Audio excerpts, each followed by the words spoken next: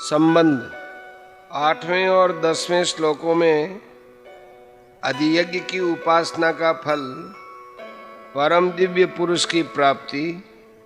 13वें श्लोक में परम अक्षर निर्गुण ब्रह्म की उपासना का फल, परम गति की प्राप्ति। और 14वें श्लोक में सगुण साकार भगवान श्री कृष्ण की उपासना का फल, भगवान की प्राप्ति बतलाया गया। इससे तीनों में किसी प्रकार के भेद का भ्रम न हो जाए, इस उद्देश्य से अब सबकी एकता का प्रतिपादन करते हुए उनकी प्राप्ति के बाद पुनर्जन्म का अभाव दिखलाते हैं। अव्यक्तोक्षर इत्युक्तस्तमाहु परमां गतिम् यं प्राप्य न निवर्तन्ते तद्धाम परमं मम। जो अव्यक्त अक्षर इस नाम से कहा गया है, उसी अक्षर नामक अव्यक्त भाव को परम गति कहते हैं, तथा जिस सनातन अव्यक्त भाव को प्राप्त होकर मनुष्य वापिस नहीं आते, वह मेरा परम धाम है। प्रश्न, यह अव्यक्त और अक्षर पद किसके वाचक है?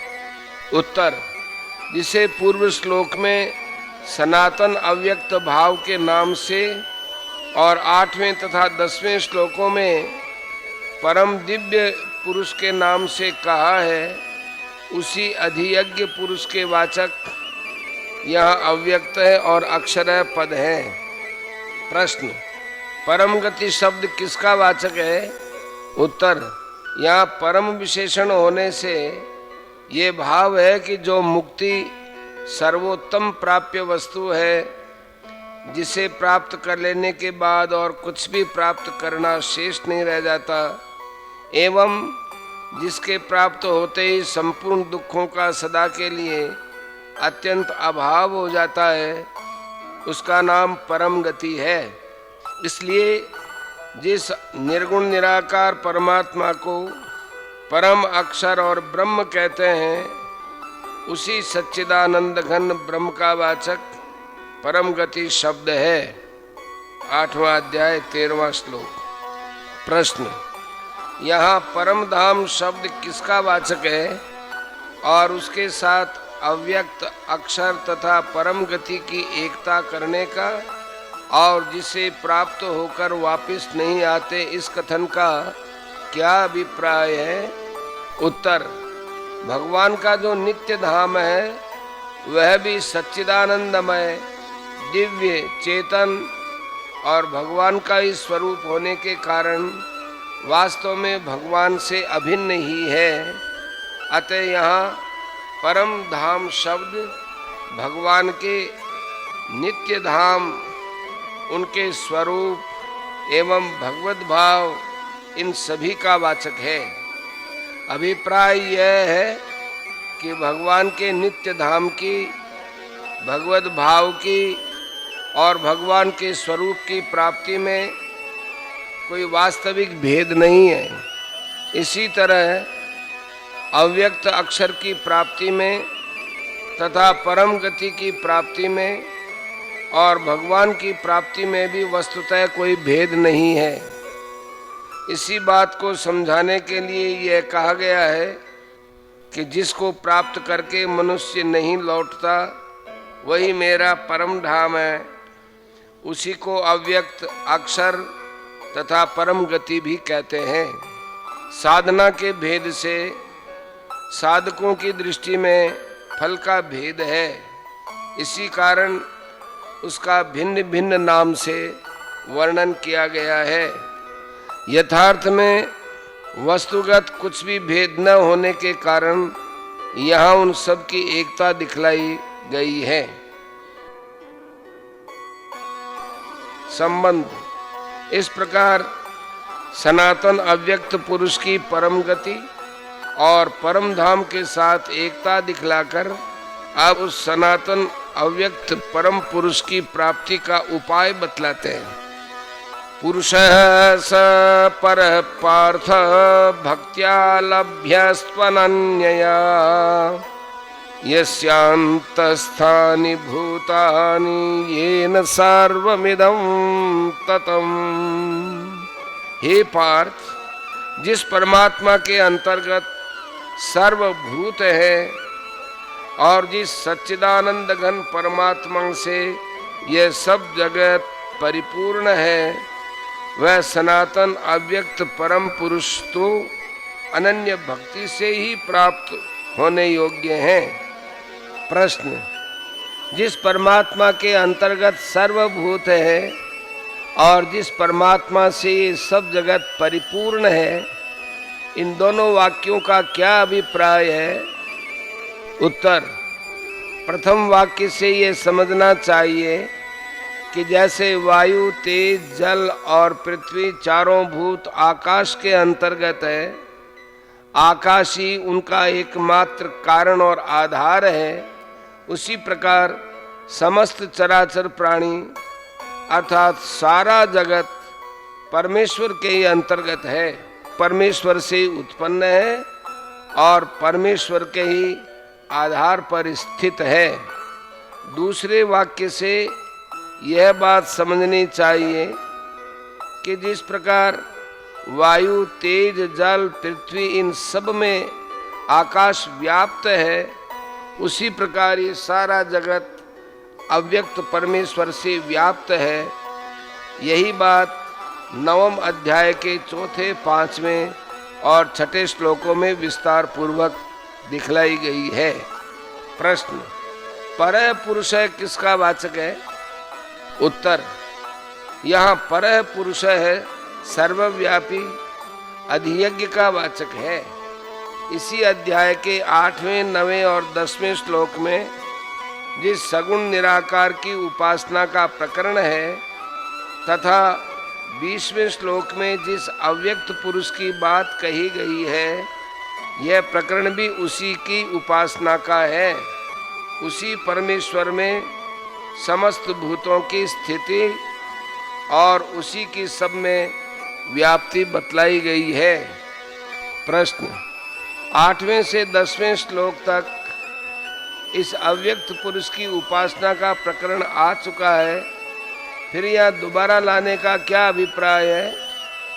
उत्तर, यद्यपि दोनों ही जगह अव्यक्त पुरुष की ही उपासना का वर्णन है, इसमें कोई संदेह नहीं है, परंतु इतना भेद है कि यहाँ 8वें, 9वें और 10वें श्लोक में तो योगी पुरुषों द्वारा प्राप्त किए जाने वाले केवल अंतकालीन साधना का फल सहित वर्णन है और यहाँ सर्वसाधारण के लिए सदा सर्वदा की जा सकने वाली अनन्य भक्ति का और उसके द्वारा उसी परमात्मा की प्राप्ति का वर्णन है।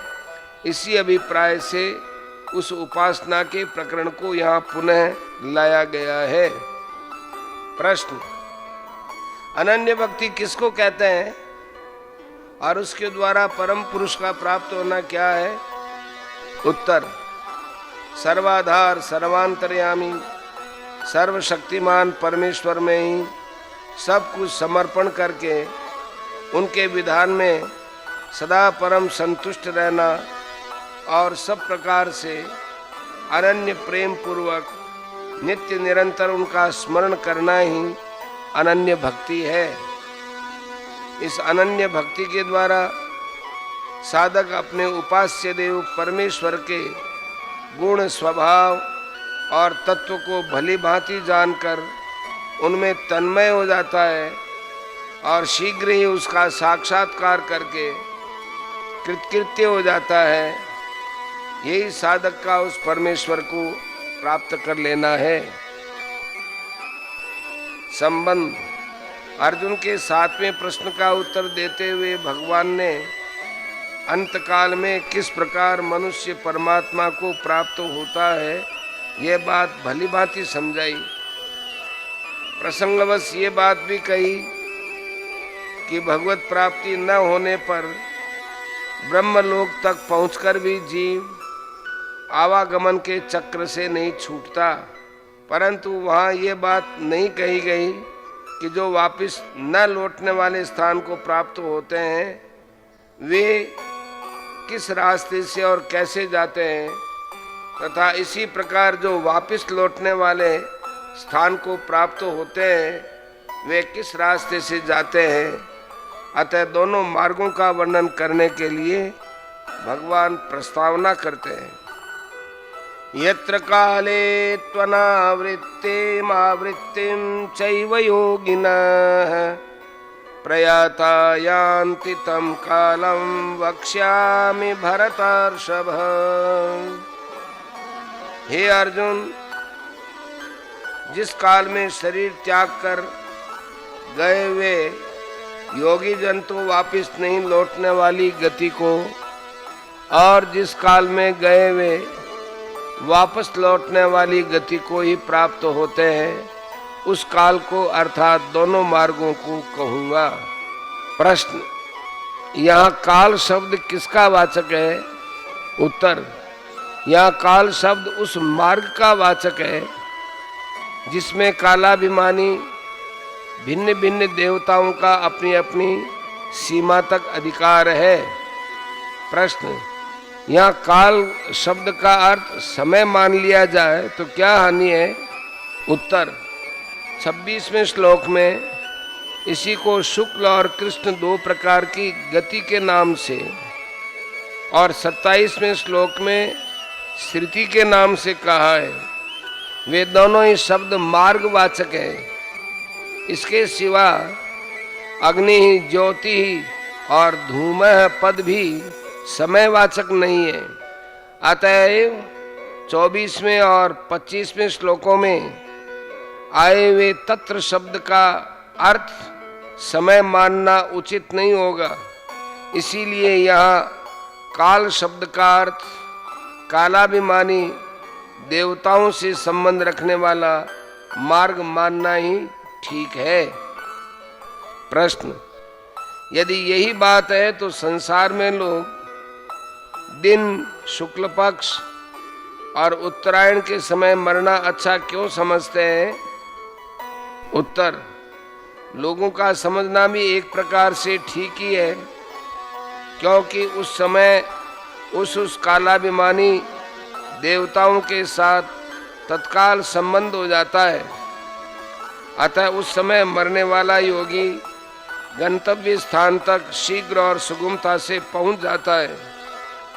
पर इससे यह नहीं समझ लेना चाहिए कि रात्रि के समय मरने वाला तथा कृष्ण पक्ष में और दक्षिणायन के 6 महीनों में मरने वाला अर्ची मार्ग से नहीं जाता, बल्कि ये समझना चाहिए कि चाहे जिस समय मरने पर भी वह जिस मार्ग से जाने का अधिकारी होगा उसी मार्ग से जाएगा।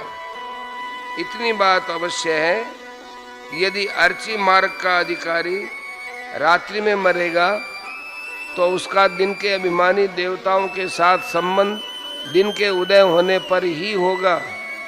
इस बीच समय में वह अग्नि के अभिमानी देवता के अधिकार में रहेगा। यदि कृष्ण पक्ष में मरेगा तो वह शुक्ल पक्षाभिमानी देवता से संबंध शुक्ल पक्ष आने पर ही होगा। इसके बीच के समय में वह दिन के अभिमानी देवता के अधिकार में रहेगा। इसी तरह यदि दक्षिणायन में मरेगा तो उसका उत्तरायणाभिमानी देवता से संबंध उत्तरायण समय आने पर ही होगा। इसके बीच के समय में वह शुक्ल पक्षाभिमानी देवताओं के अधिकार में रहेगा। इसी प्रकार दक्षिणायन मार्ग के अधिकारी के विषय में भी समझ लेना चाहिए। प्रश्न, यहाँ योगिना पद के प्रयोग का क्या अभिप्राय है?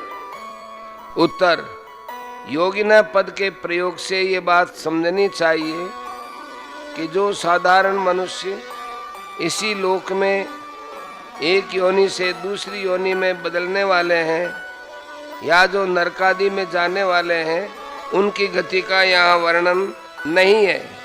यहाँ जो शुक्ल और कृष्ण इन दो मार्गों के वर्णन का प्रकरण है वह यज्ञ, दान, तप आदि शुभ कर्म और उपासना करने वाले श्रेष्ठ पुरुषों की गति का ही वर्णन है।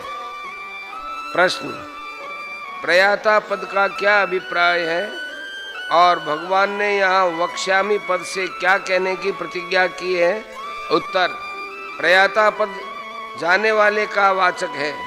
जो मनुष्य अंत काल में शरीर को छोड़कर उच्च लोकों में जाने वाले हैं, उनका वर्णन करने के उद्देश्य से इसका प्रयोग हुआ है।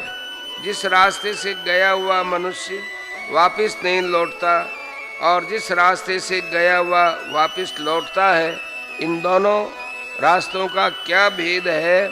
ये दोनों रास्ते कौन कौन से हैं तथा उन रास्तों पर किन किन का अधिकार है?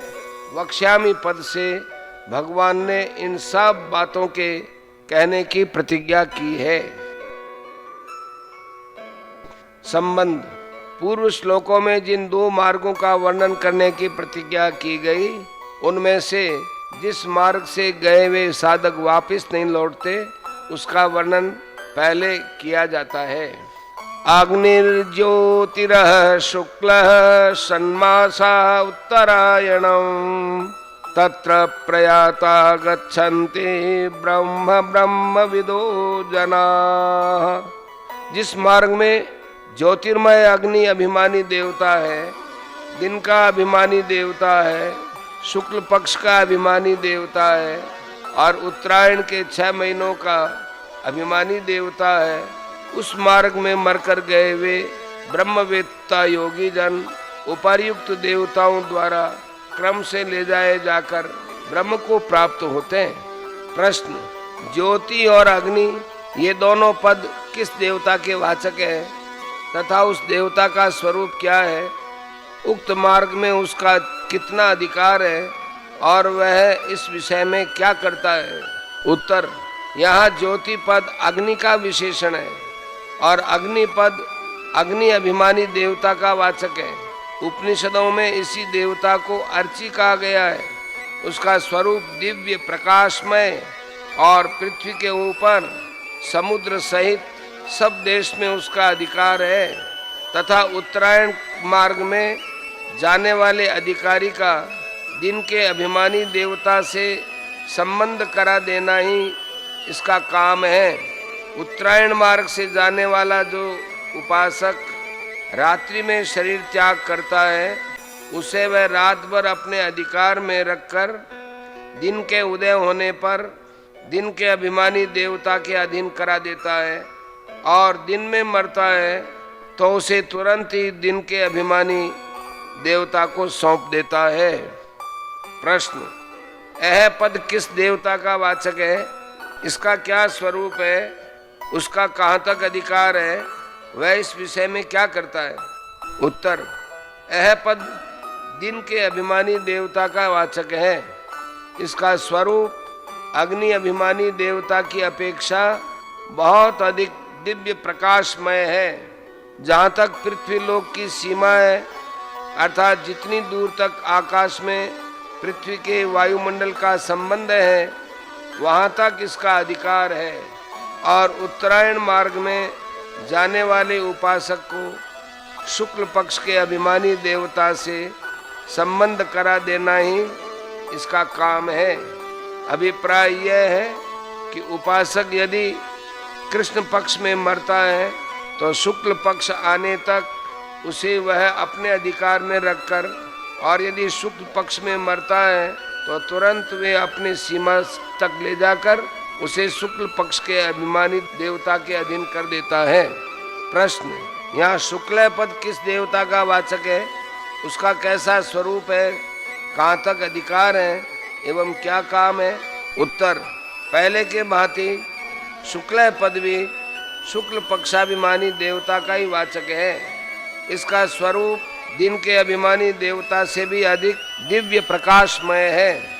भूलोक की सीमा से बाहर अंतरिक्ष लोक में जिन लोकों में 15 दिन के दिन और उतने ही समय की रात्रि होती है, वहाँ तक इनका अधिकार है। और उत्तरायण मार्ग से जाने वाले अधिकारी को अपनी सीमा से पार करके उत्तरायण के अभिमानी देवता के अधीन कर देना इसका काम है। यह भी पहले वालों की भांति यदि साधक दक्षिणायन में इसके अधिकार में आता है तो वह उत्तरायण का समय आने तक उसे अपने अधिकार में रखकर, और यदि उत्तरायण में आता है तो तुरंत ही अपनी सीमा से पार करके उत्तरायण अभिमानी देवता के अधिकार में सौंप देता है। प्रश्न, षण्मासा उत्तरायणम पद किस देवता का वाचक है? उसका स्वरूप क्या है? कहाँ तक अधिकार है एवं क्या काम है? उत्तर, जिन 6 महीनों में सूर्य उत्तर दिशा की ओर चलते रहते हैं उस 6 माही को उत्तरायण कहते हैं। उस उत्तरायण कालाभिमानी देवता का वाचक यहाँ षण्मासा उत्तरायणम पद है। इसका स्वरूप शुक्ल पक्षाभिमानी देवता से भी बढ़कर दिव्य प्रकाशमय है।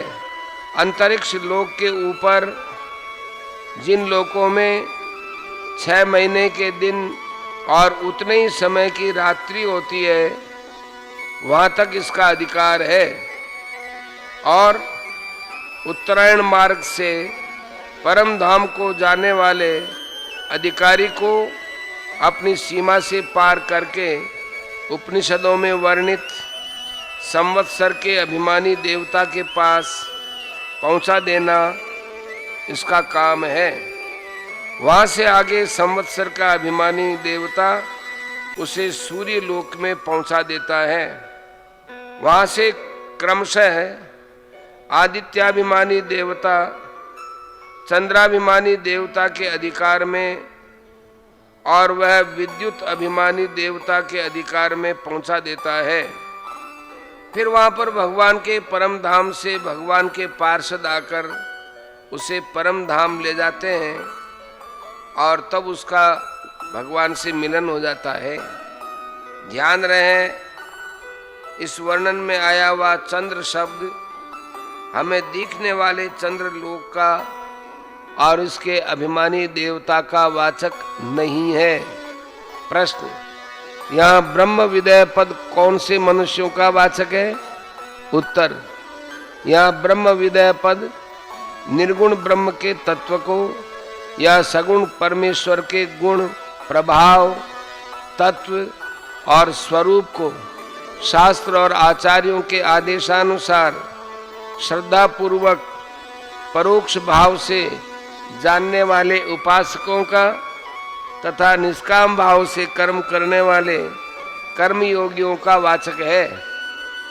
यहाँ तक ब्रह्म विदय पद परब्रह्म परमात्मा को प्राप्त ज्ञानी महात्माओं का वाचक नहीं है, क्योंकि उनके लिए एक स्थान से दूसरे स्थान में गमन का वर्णन उपयुक्त नहीं है।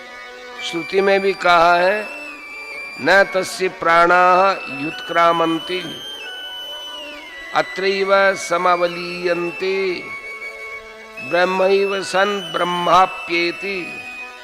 अर्थात क्योंकि उसके प्राण उत्क्रांति को नहीं प्राप्त होते, शरीर से निकलकर अन्यत्र नहीं जाते, यहीं पर लीन हो जाते हैं, वह ब्रह्म हुआ ही ब्रह्म को प्राप्त कर लेता है। जिसको सगुण परमात्मा का साक्षात्कार हो गया है, ऐसा भक्त उपर्युक्त मार्ग से भगवान के परम धाम को भी जा सकता है अथवा भगवान के स्वरूप में लीन भी हो सकता है, या उसकी रुचि पर निर्भर है। प्रश्न, यहाँ ब्रह्म शब्द किसका वाचक है और उसको प्राप्त होना क्या है? उत्तर, यहाँ ब्रह्म शब्द सगुण परमेश्वर का वाचक है। उनके कभी नाश न होने वाले नित्य धाम, जिसे सत्यलोक, परम धाम, साकेत लोक, गोलोक, वैकुंठ लोक और ब्रह्मलोक भी कहते हैं, वहां पहुंचकर भगवान को प्रत्यक्ष कर लेना ही उसको प्राप्त होना है। यहाँ ये स्मरण रखना चाहिए कि यह ब्रह्मलोक इस अध्याय के 16वें श्लोक में वर्णित पुनरावर्ती ब्रह्मलोक नहीं है। संबंध इस प्रकार वापिस न लौटने वाले के मार्ग का वर्णन करके अब जिस मार्ग से गए हुए साधक वापिस लौटते हैं उसका वर्णन किया जाता है। धूमो रात्रिस्तथा कृष्ण षण्मासा दक्षिणायनम तत्र चांद्रमसं ज्योतिर्योगी प्राप्य निवर्तते। जिस मार्ग में धूमाभिमानी देवता है, रात्रि अभिमानी देवता है तथा कृष्ण पक्ष का अभिमानी देवता है और दक्षिणायन के 6 महीनों का अभिमानी देवता है, उस मार्ग में मरकर गया हुआ सकाम कर्म करने वाला योगी उपर्युक्त देवताओं द्वारा क्रम से ले गया हुआ चंद्रमा की ज्योति को प्राप्त होकर स्वर्ग में अपने शुभ कर्मों का फल भोगकर वापिस आता है। प्रश्न, धूमय पद किस देवता का वाचक है? उसका स्वरूप कैसा होता है? उसका कहाँ तक अधिकार है और क्या काम है? उत्तर, यहाँ धूमय पद धूमाभिमानी देवता का अर्थात अंधकार के अभिमानी देवता का वाचक है। उसका स्वरूप अंधकारमय होता है। अग्नि अभिमानी देवता के भांति पृथ्वी के ऊपर समुद्र सहित समस्त देश में इसका भी अधिकार है तथा दक्षिणायन मार्ग से जाने वाले साधकों को रात्रि अभिमानी देवता के पास पहुंचा देना इसका काम है। दक्षिणायन मार्ग से जाने वाला जो साधक दिन में मर जाता है उसे यह दिन भर अपने अधिकार में रखकर रात्रि का आरंभ होते ही रात्रि अभिमानी देवता को सौंप देता है और जो रात्रि में मरता है उसे तुरंत ही रात्रि अभिमानी देवता के अधीन कर देता है। प्रश्न, रात्रि पद किसका वाचक है? इसका स्वरूप कैसा है? अधिकार कहाँ तक है और क्या काम है? उत्तर, यहाँ रात्रि पद को भी रात्रि के अभिमानी देवता का ही वाचक समझना चाहिए। इसका स्वरूप अंधकारमय होता है। दिन के अभिमानी देवता की भांति इसका अधिकार भी जहाँ तक पृथ्वी लोक की सीमा है वहाँ तक है। भेद इतना ही है कि पृथ्वी लोक में जिस समय जहाँ दिन रहता है वहाँ दिन के अभिमानी देवता का अधिकार रहता है और जिस समय जहाँ रात्रि होती है वहाँ रात्रि अभिमानी देवता का अधिकार रहता है। दक्षिणायन मार्ग से जाने वाले साधक को पृथ्वी लोक की सीमा से पार करके अंतरिक्ष में कृष्ण पक्ष के अभिमानी देवता के अधीन कर देना इसका काम है। यदि वह साधक शुक्ल पक्ष में मरता है तब तो उसे कृष्ण पक्ष आने तक अपने अधिकार में रखकर और यदि कृष्ण पक्ष में मरता है तो तुरंत अपने अधिकार से पार करके कृष्ण पक्षाभिमानी देवता के अधीन कर देता है। प्रश्न, यहाँ कृष्ण पद किसका वाचक है? उसका स्वरूप कैसा होता है?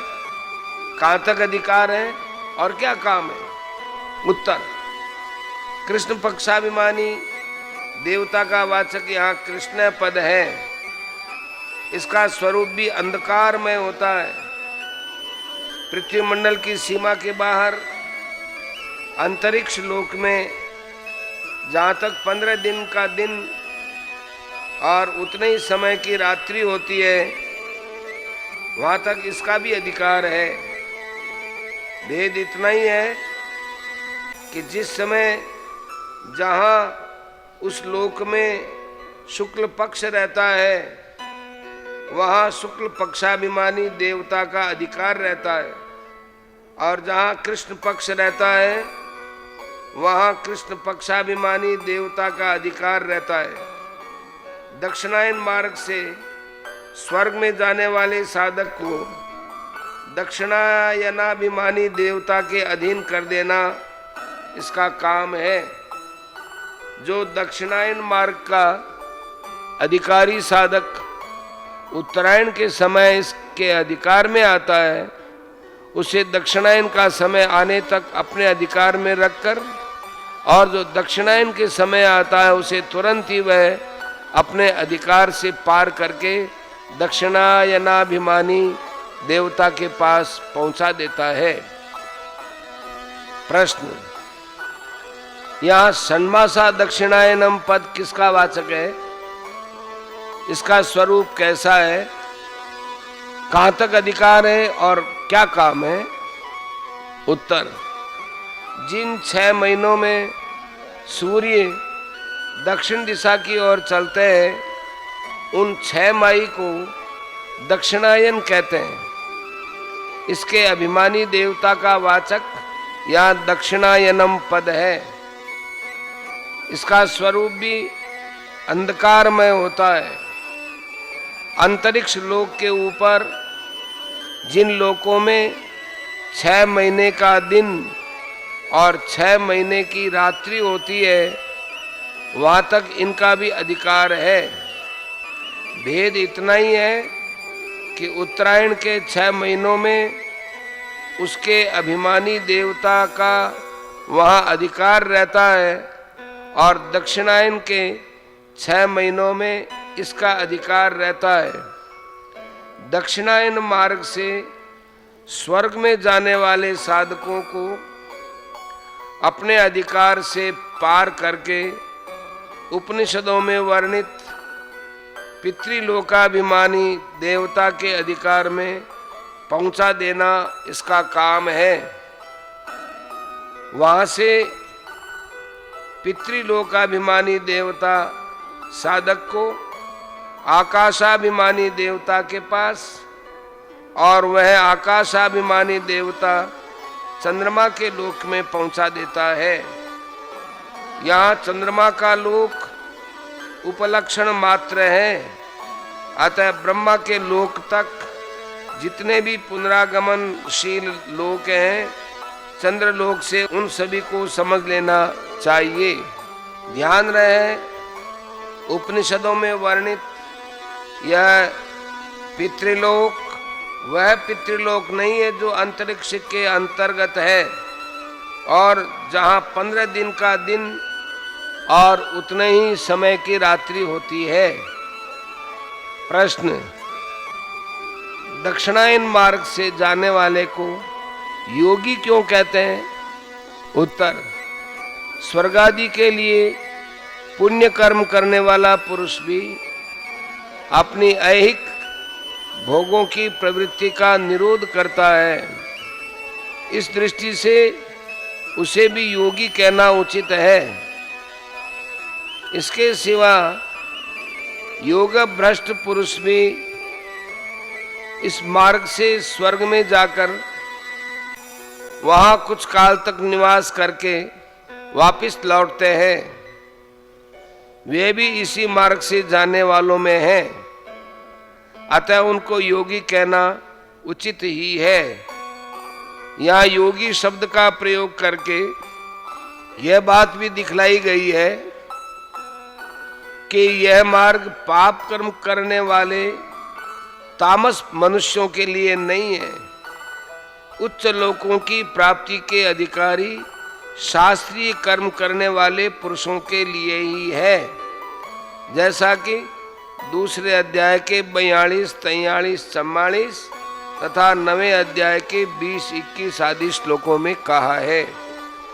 प्रश्न, दक्षिणायन मार्ग से जाने वाले साधकों को प्राप्त होने वाली चंद्रमा की ज्योति क्या है और उसे प्राप्त होना क्या है?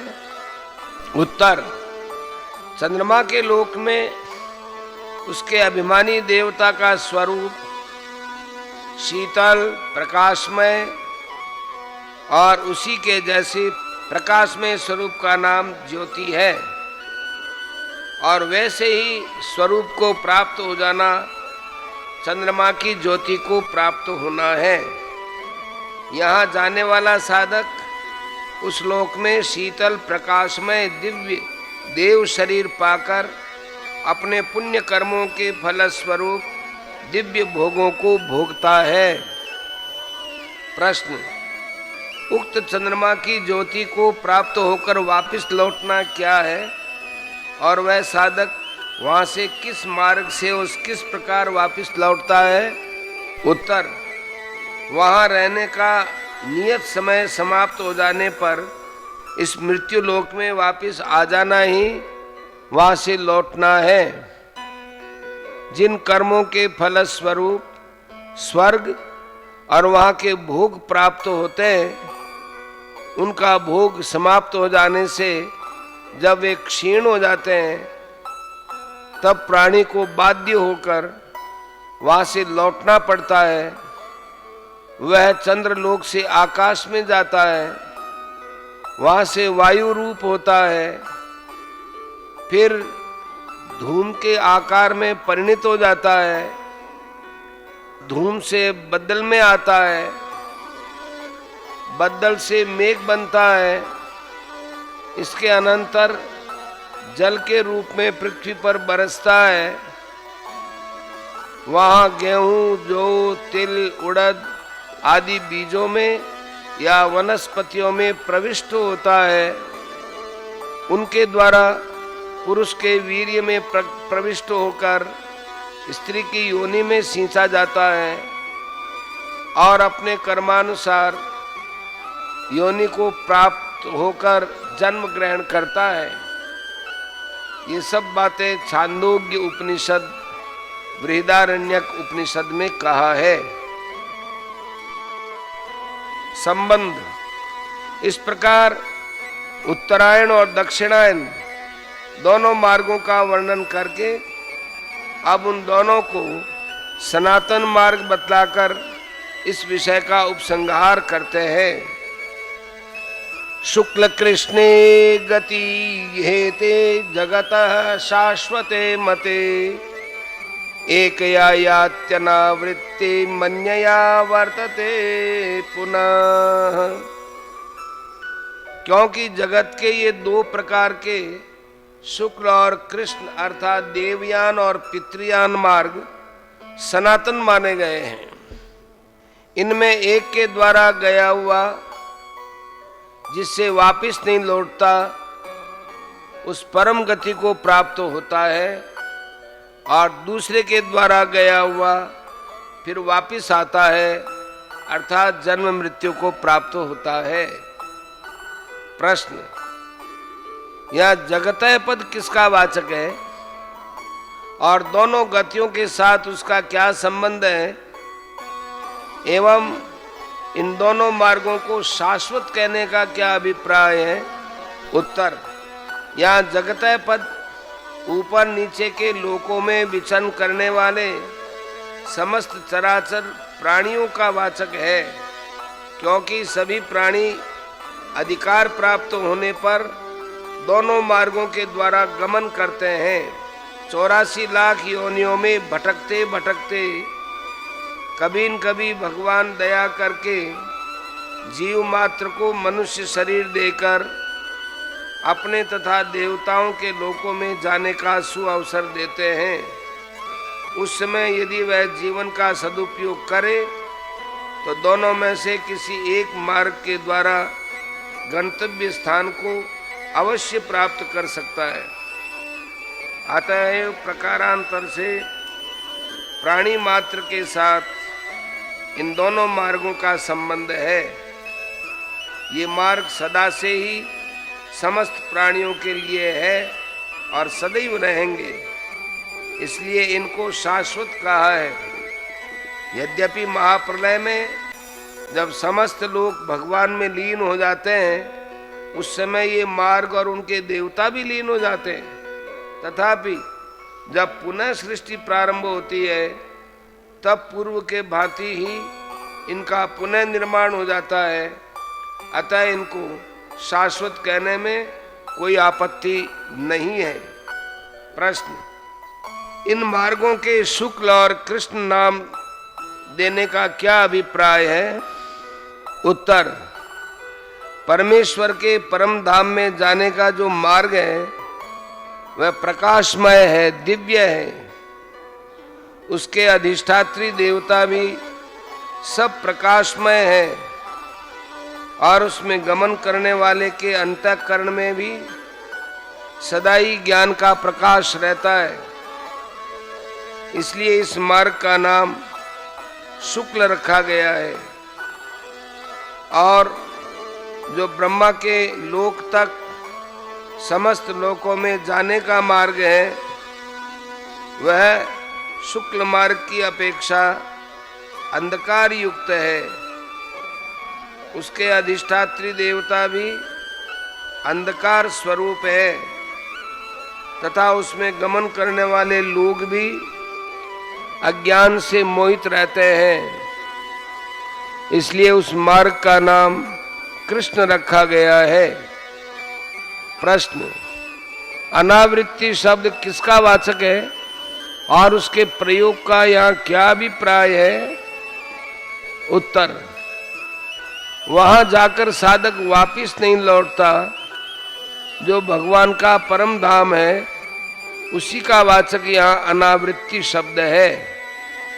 24वें श्लोक में शुक्ल मार्ग से जाने वालों को ब्रह्म की प्राप्ति बतलाई गई है। वहां जाने के बाद मनुष्य पुनर्जन्म को नहीं पाता, अतः उसे अनावृत्ति भी कहते हैं। यही बात स्पष्ट करने के लिए यहाँ पुनः अनावृत्ति शब्द का प्रयोग किया गया है। प्रश्न, पुनः आवर्तते का क्या भाव है? उत्तर, इससे भगवान ने कृष्ण मार्ग के द्वारा प्राप्त होने वाले सभी लोकों को पुनरावृत्तिशील बतलाया है। भाव यह है कि कृष्ण पक्ष से गया हुआ मनुष्य जिन जिन लोकों को प्राप्त होता है वे सब के सब लोक विनाशशील है। इसलिए इस मार्ग से गए हुए मनुष्य को लौटकर मृत्यु लोक में वापस आना पड़ता है। संबंध, अब उन दोनों मार्गों को जानने वाले योगी की प्रशंसा करके अर्जुन को योगी बनने के लिए कहते हैं, नैते श्रुति पार्थ जानन योगी मुह्यति कश्चन तस्मात् सर्वेषु कालेषु योगयुक्तो भवार्जुन। हे पार्थ, इस प्रकार उन दोनों मार्गों को तत्व से जानकर कोई भी योगी मोहित नहीं होता। इस प्रकार हे अर्जुन, तो सब काल में समबुद्धि रूप योग से युक्त हो, अर्थात निरंतर मेरी प्राप्ति के लिए साधन करने वाला हो। प्रश्न, या एते विशेषण के सहित श्रुति पद किसका वाचक है और उसको जानना क्या है? उत्तर, पूर्व श्लोकों में जिन दो मार्गों का वर्णन हुआ है इन दोनों मार्गों का वाचक यहाँ एते विशेषण के सहित श्रुति पद है। सकाम भाव से शुभ कर्मों का आचरण और देवोपासना करने वाला पुण्यात्मा पुरुष कृष्ण मार्ग से जाकर अपने कर्मानुसार देवलोक को प्राप्त होता है और पुण्यों का अक्षय होने पर से वापस लौट आता है, जैसा कि 9वें अध्याय के 20वें और 21वें श्लोक में कहा है। निष्काम भाव से कर्मोपासना करने वाले कर्मयोगी तथा कर्तृत्वाभिमान का त्याग करने वाले सांख्य योगी दोनों ही शुक्ल मार्ग से भगवान के परम धाम को प्राप्त हो जाते हैं। उन्हें वहां से फिर कभी वापस नहीं लौटना पड़ता। इस बात को श्रद्धा पूर्वक अच्छी प्रकार समझ लेना ही इन दोनों मार्गों को तत्व से जानना है। प्रश्न, यहाँ योगी का क्या अभिप्राय है और कश्चन विशेषण देने का क्या भाव दिखलाया गया है? एवं उसका मोहित न होना क्या है? उत्तर, कर्मयोग, ध्यान योग, भक्ति योग और ज्ञान योग आदि जितने प्रकार के परमेश्वर की प्राप्ति के उपाय भूत योग बतलाए गए हैं, उनके अनुसार चेष्टा करने वाले सभी साधक योगी है। उनमें से कोई भी उपर्युक्त दोनों मार्गों को तत्व से जान लेता है, वही मोहित नहीं होता। यही बात समझाने के लिए कश्चन का प्रयोग किया गया है। उपर्युक्त योग साधना में लगा हुआ भी मनुष्य इन मार्गों का तत्व न जानने के कारण स्वभाववश इस लोक या परलोक के भोगों में आसक्त होकर साधन से भ्रष्ट हो जाता है। यही उसका मोहित होना है।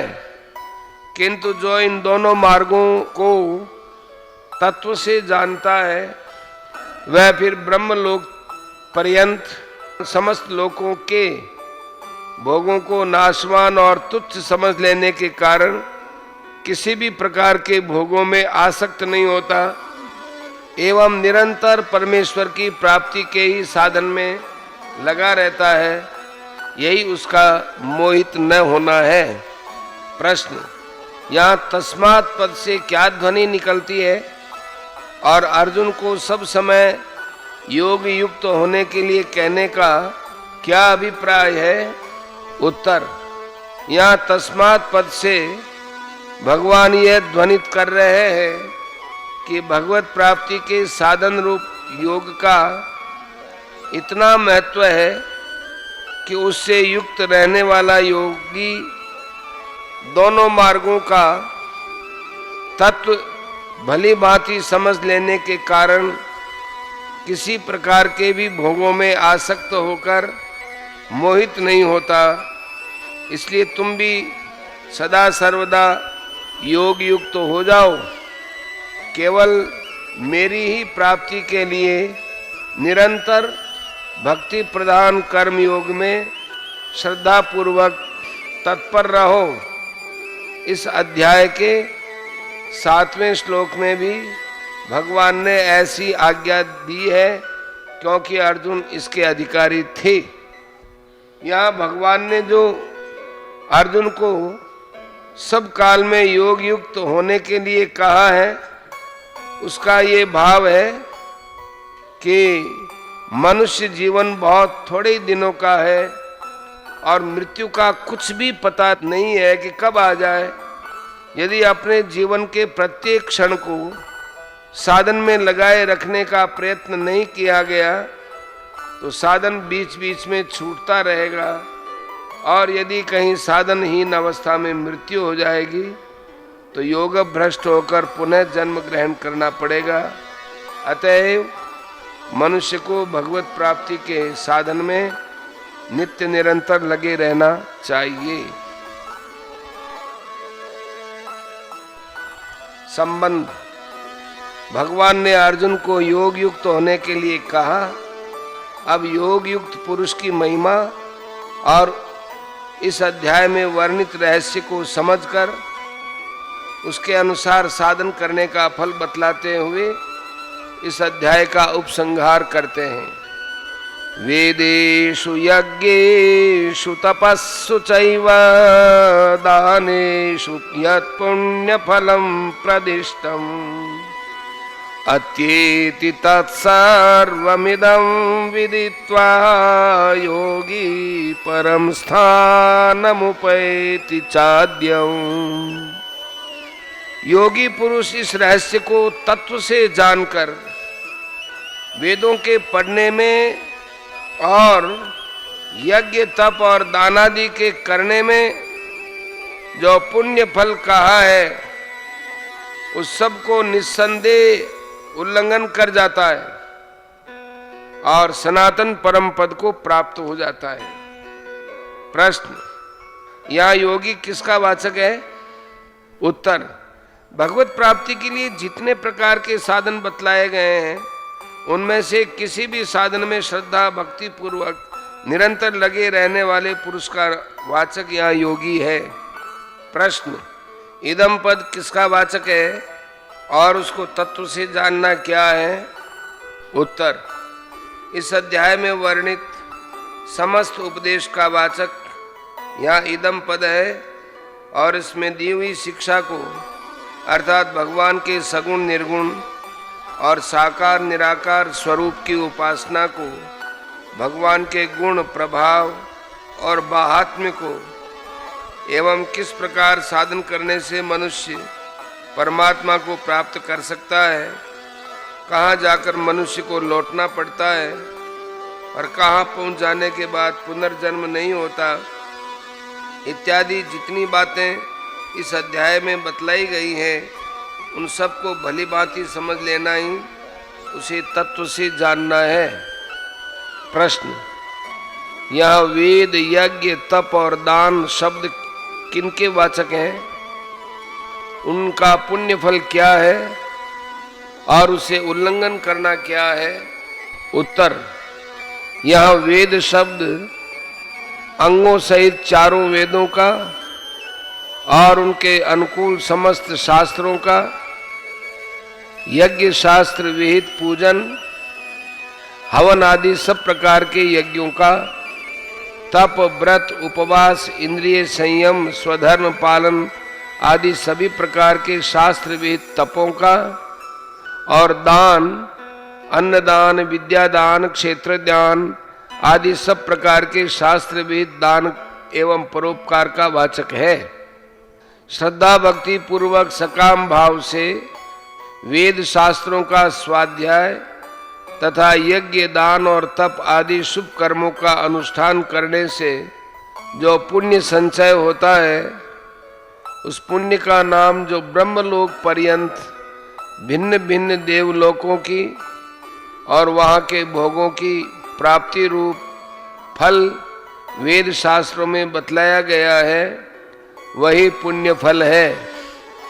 एवं जो उन सब लोकों को और उनके भोगों को क्षण भंगुर तथा अनित्य समझकर उनमें आसक्त न होना और उनसे सर्वथा उपरत हो जाना है, यही उनको उल्लंघन करना है।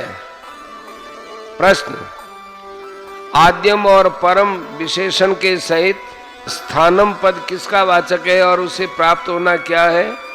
उत्तर, इस अध्याय में जो भगवान के परम धाम के नाम से कहा गया है, जहाँ जाकर मनुष्य पुनः इस संसार चक्र में नहीं आता, जो सबका आदि सबसे परे और श्रेष्ठ है, उसी का वाचक यहाँ परम और आद्यम विशेषण के सहित स्थानम पद है। उसे तत्व से जानकर उसमें चले जाना ही उसे प्राप्त हो जाना है। इसी को परम गति की प्राप्ति, दिव्य पुरुष की प्राप्ति, परम पद की प्राप्ति और भगवत भाव की प्राप्ति भी कहते हैं। ओम तत्सद इति श्रीमद्भगवद्गीतासु उपनिषत्सु ब्रह्म विद्यायां योग शास्त्रे श्री कृष्णार्जुन संवादे अक्षर ब्रह्म योगो नामाष्टमोऽध्यायः।